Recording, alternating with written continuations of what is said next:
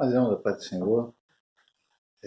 Hoje, domingo, dia 23 de agosto, nós trazemos mais uma reflexão para abençoar a vida dos irmãos. E antes de ler o texto da reflexão, quero dizer aos irmãos, né, que têm recebido as nossas reflexões e têm as visto, né. Sexta-feira eu gravei uma reflexão, foi lá no livro de 1 Tessalonicenses capítulo 4, e infelizmente quando eu fui passar para o YouTube, tive uma dificuldade e não pude enviar na própria sexta-feira. Só consegui realmente mandá-la para o YouTube e assim fazer o link, mandar para os irmãos pelo WhatsApp no sábado de manhã. E depois, no sábado, eu gravei as aulas da escola medical e tive a mesma dificuldade com o YouTube. Mas as aulas eu só ia passar realmente hoje, domingo, dia 23, pela manhã. Mas eu fiquei o dia todo lutando e aí eu não pude gravar a pregação ontem, por isso ontem eu não mandei nenhuma reflexão para os irmãos, por causa da dificuldade que eu tive com as pânicas. Espero que hoje eu consiga fazer tudo correto pelo YouTube, lá conseguir, né, sem nenhum problema, e não posso receber esta palavra para abençoar a tua vida. Eu vou ler alguns versículos aqui em 1 Timóteo, capítulo 1, a partir do 3. Como te roguei quando parti para a Macedônia, ficasse em Éfeso, para divertires alguns que não ensinem outra doutrina, nem se deem a fábulas ou genealogias intermináveis, mas produzem questões do que edificação de Deus, que consiste na fé, assim o faço agora. Ora, o fim do mandamento é a caridade de um coração puro, e de uma boa consciência, e de uma fé não fingida, do que desviando-se alguns se entregaram a vãs contendas, querendo ser doutores da lei, e não entendendo nem o que dizem, nem o que afirmam. Sabemos, porém, que a lei é boa, se alguém dela usa legitimamente. Eu vou ficar aqui até o versículo 8. E antes de falar sobre o próprio texto, quero falar algumas características sobre a carta a Timóteo. Né? Na verdade, as cartas, nós estamos falando da primeira, mas tem a segunda. E, na verdade, ainda também temos a carta de Tito, que são chamadas de epístolas ou cartas pastorais. Paulo escreveu a Timóteo, e Timóteo era aquele que ele havia te deixado responsável como pastor, como líder na igreja em Éfeso. Quais eram os propósitos quando Paulo escreveu essa carta? Primeiro, exortar o próprio Timóteo a respeito do seu ministério e da sua vida pessoal. Nós vamos ver isso quando você lê a carta, que ele fala para que ele não despreze o dom que há nele, a fé que a sua avó tinha, a sua mãe tinha e tal, algumas coisas pessoais. 2, que é o ponto que nós vamos falar um pouco aqui. Exortar Timóteo a defender a pureza do Evangelho e seus santos padrões da corrupção causada por falsos mestres. E 3, dar a Timóteo instrução a respeito de vários assuntos e problemas em Éfeso. Vamos ficar. Aliás, vou dar mais uma outra colocação aqui, que são 3 características, aliás, algumas características especiais dessa epístola. Primeiro, que ela é dirigida diretamente a Timóteo como representante de Paulo na igreja de Éfeso. Daí a carta é muito pessoal, escrita com muita emoção e sentimento. 2, juntamente com a segunda Timóteo, ressalta mais do que qualquer outra epístola do Novo Testamento a responsabilidade pastoral de manter o evangelho puro e livre dos falsos ensinos que enfraquecem o seu poder salvífico, que é o que nós vamos falar aqui. Enfatiza o valor supremo do evangelho, a influência demoníaca corretora do Evangelho, a santa vocação da igreja, as altas qualificações que Deus quer para os seus obreiros. E 4, fornece orientação mais específica no Novo Testamento sobre o correto relacionamento do pastor com grupos sociais da igreja, segundo a idade e sexo deles. Quando ele fala aquela parte, né? Com as senhoras você lê assim, com os jovens lê de certa forma, então é uma orientação, mas hoje a nossa palavra não está nesses outros textos, mas principalmente essa da questão dos falsos mestres. E por que falar dos falsos mestres? E por que falar sobre esta parte da epístola? Importantíssimo, meu amado irmão, porque eu quero dizer uma coisa para os amados irmãos. estamos preocupados. Sim, eu como pastor da Igreja Metodista Pentecostal, no Morro da Carolina, Jacatirão, e pastor da Congregação Jardim Santa Marta e da Congregação Nova Campinas, pastor da Igreja Metodista Pentecostal. Estou preocupado com tudo que nós temos visto por aí aparecer, surgir, novos pensamentos, novas ideias que contradizem a palavra de Deus. O que acontece com os falsos mestres? Eles foram profetizados na Bíblia que eles existiriam. Jesus disse, no seu sermão profético, em Mateus capítulo 24, que isso seria o princípio das dores.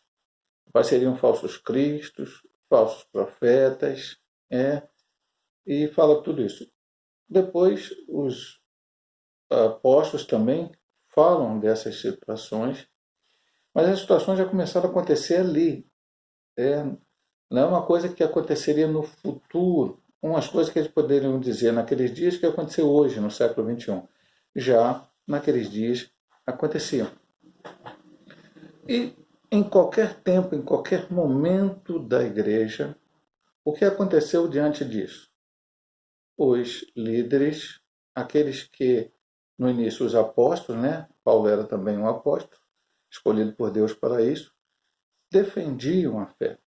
Isso hoje, no século XXI, se chama apologética, ou ser um apologista da fé. É a defesa da fé. Cremos, acreditamos. E acreditamos baseado em quê? Primeiro é o seguinte, eu vou só repetir para o irmão, daqui a pouco eu vou entrar versículo por versículo para falar aqui e fazer mais comentários específicos sobre o texto. Mas veja bem, o que cremos como o Evangelho de Cristo? É simples. Jesus Cristo salva, Jesus Cristo cura, Jesus Cristo liberta o homem, das possessões demoníacas, dos espíritos maus. Jesus Cristo transforma a vida do homem, faz ele uma nova criatura, e brevemente Jesus Cristo voltará. Isso é um resumo do Evangelho, ou das partes principais do Evangelho.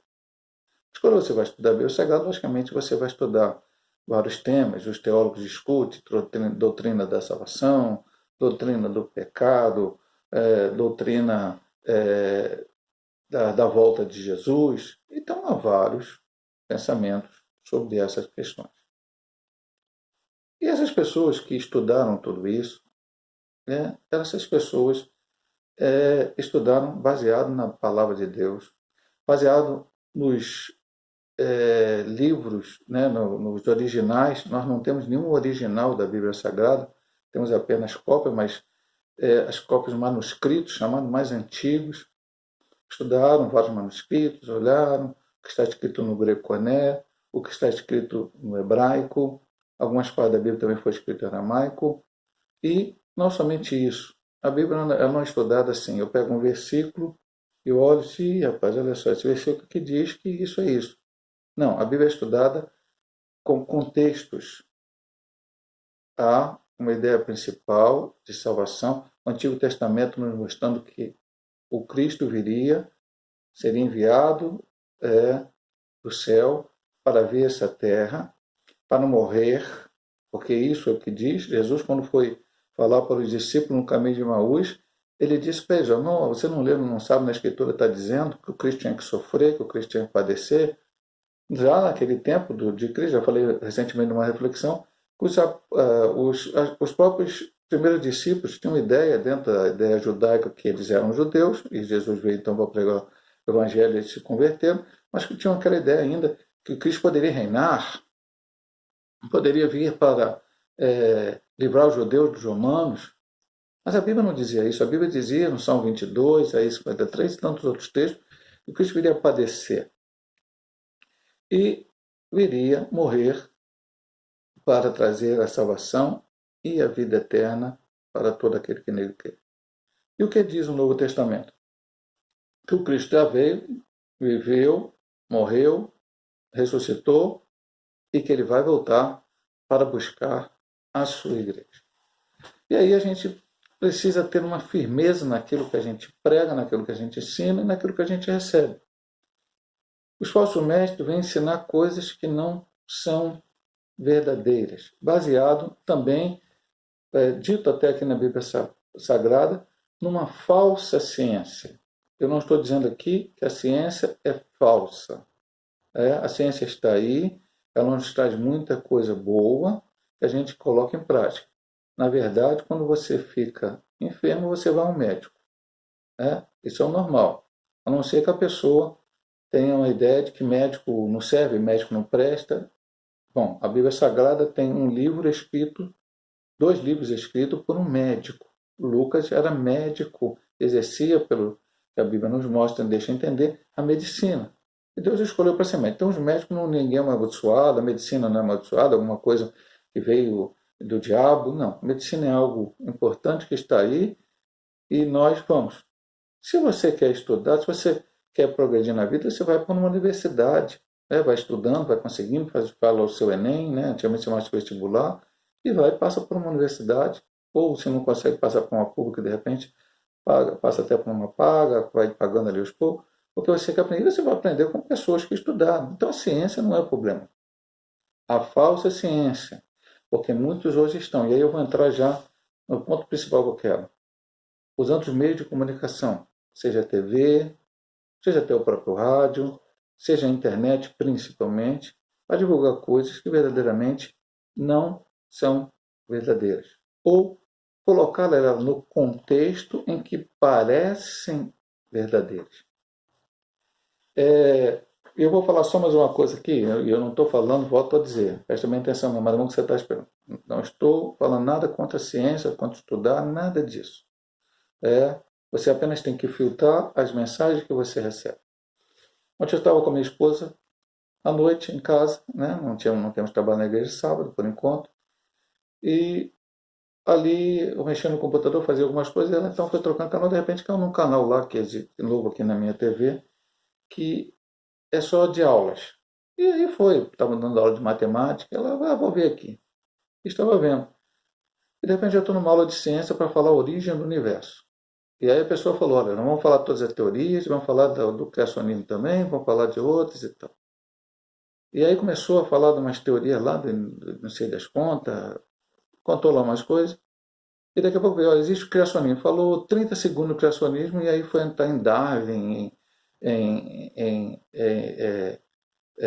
teoria da evolução, Big Bang, sobre o criacionismo. E aí ela perguntava de vez em quando, o que você acha que é a origem do universo? E daqui a pouco, dava um tempo para os alunos lá, porque era no meio de uma coisa online, não sei como é que funciona, os alunos respondiam. Então a Maria, toda hora que ela perguntava, parava, a pessoa pensava, Deus, Deus, Deus. Mas na hora de falar de Deus, quase nada foi falado, porque as pessoas preferem colocar outras coisas em primeiro lugar. Bom, mas o assunto aqui não é este, é entre aspas. O assunto aqui é a palavra de Deus. Olha o que diz aqui. Como te roguei, quando parti para a Macedônia, que ficasse em Éfeso para advertires a alguns que não ensinem outra doutrina. Então parece-nos, Paulo ele já disse aqui como era seu modus operandi, sua maneira de agir. Ele saía da sua base missionária com os seus companheiros, primeiro Barnabé, depois de algum problema Barnabé, ele levou Silas, também outros companheiros, e fez cerca de 3 viagens missionárias. Ele ia, passava nas igrejas, passava um tempo na cidade, obedecia um trabalho, como abriu ali em Éfeso, deixava obreiros locais ali, e depois ele continuava viajando e depois voltava. Quando ele sabia que havia algum problema na igreja, ele escrevia uma carta para ali orientar a igreja ou orientar o seu líder. No caso aqui especificamente, ele estava escrevendo a Timóteo, que estava naquele momento sendo o auxiliar de Paulo sobre o pastor, ali, o auxiliar de Paulo sobre a igreja de Éfeso. Então ele disse, eu fui para a Macedônia, ou seja, eu tive que sair para fazer a obra em outro lugar, ir para outra igreja, outra região, para pregar a palavra. E estava lembrando dele, eu te deixei para que ficassem para advertir que não ensine outra doutrina. Paulo, quando escreve aos Gálatas, ele diz, se descer um anjo do céu, ou eu mesmo, Paulo, vier aqui pregar um outro evangelho, a qual for diferente desse que eu ensinei, seja anátema, seja maldição. Então, meu amado irmão, temos que ficar com o evangelho de Cristo. Pastor, mas vai haver alguma diferença de pensamento teológico entre uma denominação e outra? Sim, meu amado irmão. Vai haver diferença de pensamento teológico. Mas há algumas coisas que unem as denominações que isso jamais poderá ser tirado. Eu vou te dizer algumas coisas. Primeiro, a salvação é por Cristo Jesus. Somente por Cristo. E isso, todas as igrejas. Eu vou chamar de denominação para você entender bem. Você fala igreja, parece igreja da mesma denominação. Todas as denominações sérias que estão pregando a palavra de Deus, essa tem que ser uma característica. Salvação não é porque você veio para a minha denominação, agora tu está salvo. Se tu ficar naquela denominação ali, tu está perdido. Se você, aqui na minha denominação a gente faz isso e deixa de fazer aquilo, então por causa disso você vai ser salvo aqui, mas naquela outra que não faz, você está perdido. Então a salvação passará a ser por um cumprimento de alguma coisa. Não, isso eu posso sem dúvida de falar, heresia. Salvação é pela fé em Jesus.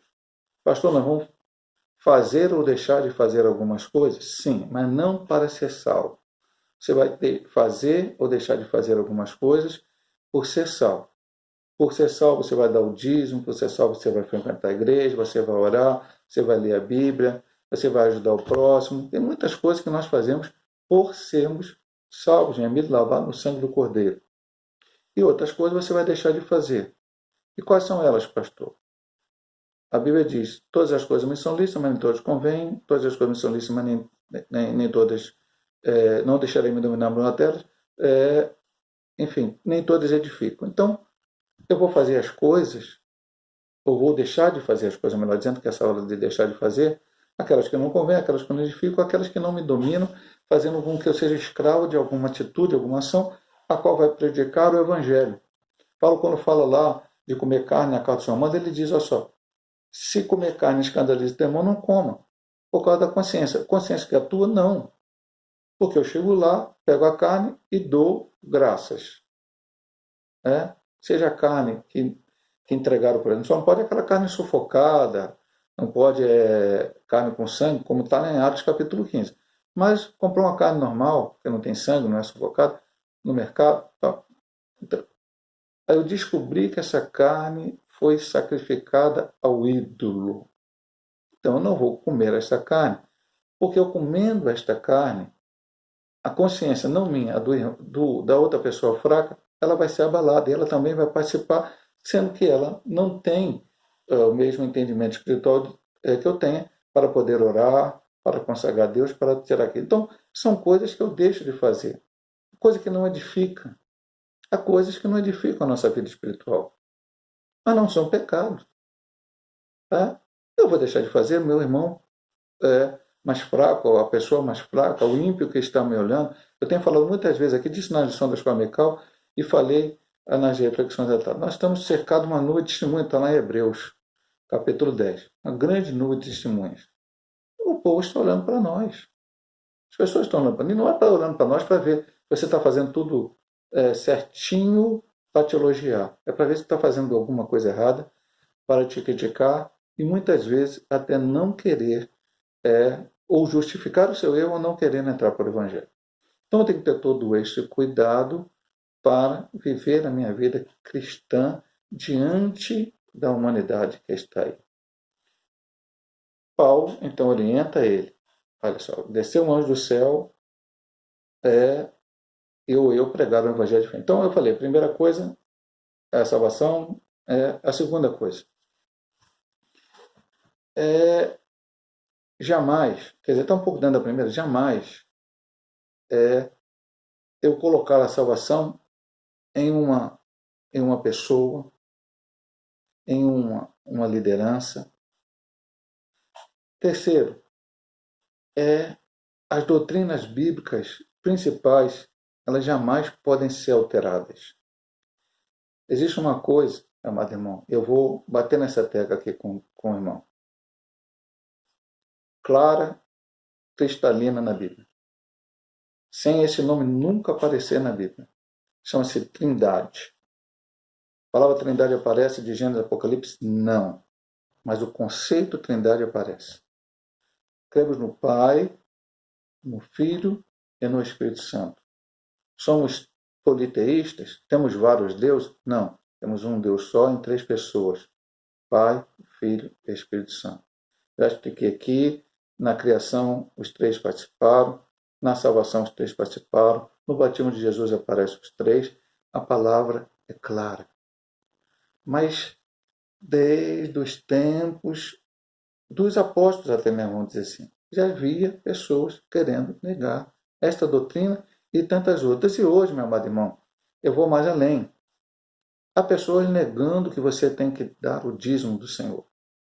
Pastor, o dízimo é uma condição para a salvação? Se eu não for dizimista, eu vou para o inferno? Bom, eu vou dar minha opinião. Creio que não. Creio que não. Mas, por que eu devo dar o dízimo? Por gratidão, meu amado irmão.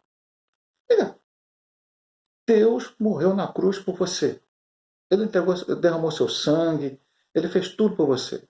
O que você faz agora? Ah, pastor, eu estou desempregado. Quem está desempregado, o salário é zero. Zero. 10% de zero é zero. Então não é isto. Mas se você tem uma condição, Deus tem te abençoado de alguma forma, você só está devolvendo 10% para Deus. Eu creio, e aí é a minha maneira de crer, eu estou expondo para você aqui hoje, nesta reflexão. Deus me deu tudo que eu tenho. Essa é a minha concepção de vida. Não é, eu ganhei porque eu sou esperto, estudei e tal, ali, cavuquei ali, consegui aquele emprego, fui arrumadinho bonito numa entrevista e aí me abriram a porta. Não. Eu creio, para mim, questão sua, individual de fé. Deus que abriu a porta para mim, Deus me deu saúde para trabalhar, Deus me deu condições, Deus me deu a condição de ganhar, Deus abençoou a empresa que eu trabalho para que ela não falhe, não feche, não aconteça alguma coisa, que eu continue ali, e tem me dado o meu sustento cotidiano. Na oração do Pai Nosso, digo, o pão nosso cada dia nos dá hoje. E aí Deus me dá 100%, eu devolvo 10% dele. Aí vem alguém hoje, não é, não sei o quê, não tem. Já expliquei aqui, não vou explicar de novo, que existe a questão do dízimo também no Novo Testamento. Outro bem fala que não tem que jejuar mais. E Jesus falou em jejuar, falou que os filhos da boda iam jejuar quando perdesse o noivo. Então como é que não é? Outro chega e fala que a ceia do Senhor não precisa mais de ceia no século XXI, que não sei o quê. Jesus ensinou, está lá em 1 Coríntios capítulo 11, ensinou a Paulo, e Paulo passou para nós, e mais tantos outros textos, mas principalmente 1 Coríntios 11, que era para a igreja fazer isso. E nós temos que... Vem outro e quer ensinar outras aberrações que por aí estão. Como já falei aqui em algumas pregações, desigrejado, você fica em casa, não vai para a igreja. Tudo isso está aí, meu amado irmão, na TV, em algumas situações, que já vi muitas vezes. Então, de vez em quando aparecem os falsos cristos, eu sou o Cristo, eu só me segue, tem por aí ainda, tem alguém aí dizendo isto. Não, meu amado irmão. Paulo mandou a Timóteo, combate, e chegou para aqueles que estão querendo pregar falsa doutrina. Olha só, nem se deem a fábulas ou a genealogia intermináveis, que nada mais produz questões do que a edificação de Deus, que consiste na fé, assim eu faço agora. Então, começaram, olha só, genealogia era bom para os judeus e foi muito importante para os judeus. Em muitos momentos, como estão estudando a escola dominical, na questão lá de Esdras e Neemias, quando o povo voltou. Mas hoje, meu amado irmão, no mais importante, olha só, não importa que eu sou fulano, filho de Cicano, filho Beltrano, filho disso, filho daquilo. Eu sou filho do Deus vivo e verdadeiro. Eu aceitei a Cristo como Salvador. O Pai me tornou co-herdeiro com Cristo Jesus e eu tenho a minha herança com Ele. É o que a Bíblia diz. Então, genealogia, fábula, né? Fábula é uma história contada, que não é real, com fim moral. Então, conhece alguma fábula aí, pastor? Conheço. Não desse que pregaram aqui. Mas eu já li na minha infância. Joãozinho e Maria, o Lobo Mau, e não sei o que, Branca de Neve. Então, são histórias que foram criadas. Naquelas histórias, havia um monstro, que o monstro pegava a criancinha. Fábulas. e que as pessoas ficam criando. Agora, na época da pandemia, alguém aí quis, em termos de profecia, meio uma fábula, que no dia 8 de maio ia escurecer o céu, a terra, ia ficar tudo escuro, e se aparecesse alguém como teu parente, bater na tua porta, não abrisse a porta porque era um demônio em forma do teu parente. E teve gente que acreditou nisso. Nós estamos no século XXI, meu amado irmão, mas a palavra de Deus é o seguinte: essa palavra é a palavra de Deus. Passará o céu e a terra, mas essa palavra continuará. Então, a nossa preocupação é esta. E depois diz: ora, o fim do mandamento é o amor ou a caridade, de um coração puro, de uma boa consciência, de uma fé não fingida, do que desviando-se alguns se entregaram a vãs contendas, querendo ser doutor da lei e não entendendo nem o que dizem nem o que afirmam. Fique na palavra, fique naquilo que você aprendeu. Não fique preocupado. Hoje a gente está preocupado com muitas coisas que não deveria se preocupar. Pastor, o homem foi à lua, mas não sei o que, será que foi, será que não foi? Meu amado irmão, o que tu está preocupado como foi a lua? Eu não estou preocupado se o homem foi à lua, deixou de ir na lua. Estou preocupado se Jesus está voltando para arrebatar a sua igreja. Outro vem e diz que a terra é plana. Mas Isaías diz que o Senhor está sentado sobre o globo terrestre. Como é que a terra é plana? Mas ainda, meu amado irmão, por dizer que lá fosse figuradamente que a terra seja plana, eu estou preocupado se a terra é plana, ou se a terra é redonda, se ela é triangular, se ela é retangular, se ela é hexagonal. Eu estou preocupado que Jesus vem buscar a sua igreja e eu tenho que estar preparado. Eu tenho que estar em comunhão com Deus. Eu vou... E outra coisa, só para terminar o último versículo, diz: sabemos, porém, que a lei é boa se alguém dela usa legitimamente. Eu vou só repetir alguma coisa que eu já contei para os irmãos. Foi alguma experiência que foi muito boa para mim. Também o pastor Zé Manuel, alguma reunião lá nossa de pastor uma vez também, relatou sobre isso. Nós tivemos uma experiência com o pastor falecido, saudoso, Valdemar de Carvalho, que era o presidente, fundador da Missão em Cairóis. Ele foi dar uma palestra para nós lá em São Gonçalo, através da SEMIMP, para os pastores, mulheres de pastores, também obreiros. E lá ele disse que na época, lá atrás, e foi uma época que também vivi isso, né? Vivi de certa forma, eu não era pastor ainda, que era uma grande preocupação escatológica, que não é problema você se preocupar com a voz de Jesus, estudar isso. Então, quer dizer, qual é a preocupação escatológica? Jesus voltar e tal, aquela coisa toda, é o Papa, ou a besta, quem é a besta e tal. E de repente, ele descobriu que é importante, lendo Atos 1:8, que não é preocupar se Jesus voltar amanhã, depois de amanhã ou daqui a pouco. É preocupar em pregar a palavra enquanto Jesus não voltar. E aí, isso acabou saindo a Cairóis, e quantas pessoas foram preparadas e levadas à obra missionária através desta agência missionária. Que seja a nossa experiência. Não fica preocupado com algumas coisas que não tem necessidade. Fique com a palavra, aquilo que tu recebeu, o evangelho que tu recebeu, e viva ele. E viva este evangelho e glorifique o nome do Senhor. Eu vou orar por você nesta noite. Pai amado, Pai querido, abençoa o teu povo. Abençoa, Senhor Deus. E hoje eu vou orar pela maior necessidade que eu acho que precisamos hoje. É nos firmar na tua palavra, no teu evangelho, nos teus ensinamentos, para que possamos estar firmes no dia que Cristo vier buscar a sua igreja.